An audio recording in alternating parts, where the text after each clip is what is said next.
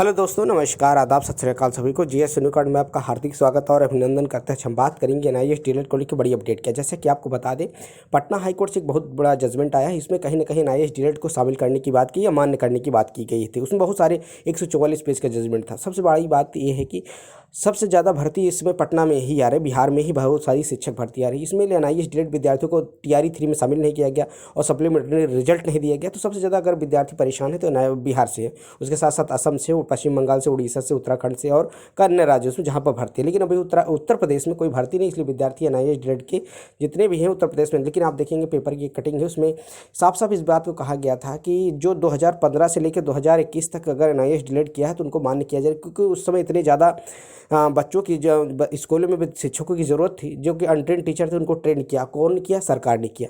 तो अब इस तरह से पहले भी पटना हाई कोर्ट ने इनको मान्य किया था, उत्तराखंड हाई कोर्ट ने भी मान्य किया था और उड़ीसा हाई कोर्ट ने भी इनको मान्य किया था। लेकिन अब 28 अगस्त को एक फैसला आता है सुप्रीम कोर्ट का। उस फैसले के बाद से ही एनआईएस डीएलएड को बाहर करने की बात कम किया जाने लगा। लेकिन अभी देखेंगे कि नई एसएलपी जब एक बिहार से पप्पू यादव सर लेके जाते हैं तो फिर भी कहीं ना कहीं, चाहे कौशिक दास जी केस थी, उन्होंने कहा पहले आप हाई कोर्ट जाइए।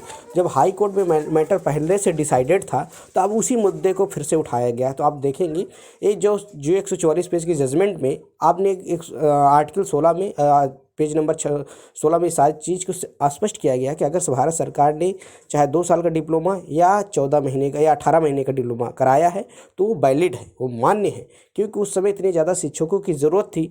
अगर उसमें बच्चों के भविष्य को देखते हुए उनको विकास करने के लिए ये टीचरों का ट्रेंड करके अगर भर्तियों में शामिल किया गया, मान्य किया गया, तो उनको मान्य होना चाहिए।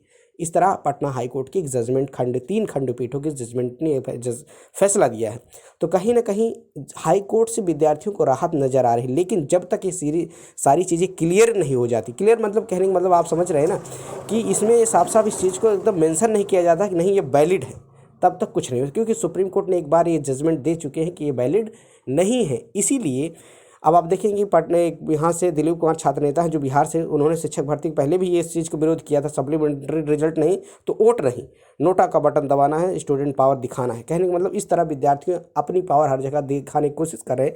लेकिन एकजुटता, कहने मैंने पहले भी कहा था, एकजुटता न होने के कारण विद्यार्थियों को इनमें निराशा नजर आई। क्योंकि आप देखिए हर तरह के विद्यार्थियों को तोड़ दिया गया है। उत्तराखंड के विद्यार्थी अलग लड़ रहा है, राजस्थान का विद्यार्थी अलग लड़ रहा है, और बिहार का अलग, पश्चिम बंगाल अलग। इस तरह की यूनिटी भी नहीं हो पा रही, इसलिए सरकार को इस चीज़ का प्रेशर नहीं। लेकिन सबसे बड़ी मुद्दा यह है गजट प्रकाशन, क्योंकि सुप्रीम कोर्ट से जो जजमेंट हारते हैं कहीं ना कहीं गजट प्रकाशन